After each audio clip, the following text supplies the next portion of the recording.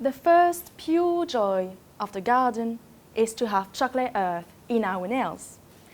That's what Virginia Woolf said back in 1920.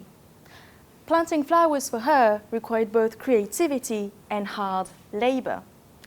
Gardens, for Woolf and for most of us, are places of rest and refuge. Yet, did you know that in 1895, the London Botanical Gardens of Kew became a site of unrest? Why?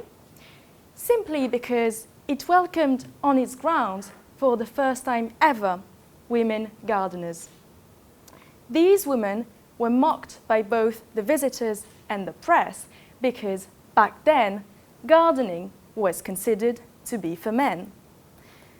This may all sound anecdotal, yet how did women claim the space of the garden both literally and figuratively? My research focuses on how 4 British women writers of the 20th century did not only write gardens into their literary works, but were also active botanists in their own right.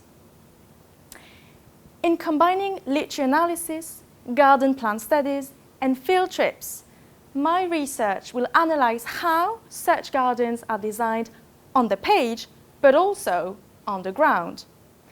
In doing so, I reflect on whether these writers only meant to reproduce the gardens that already existed around them. I believe my 4 writers advocated for new ways to think about the interaction between the human and the non-human. I show how, by reevaluating the plants, they in turn educated their readers about their own surroundings. In analyzing how they displayed gardens in their works, what comes to the fore is their ecological stance.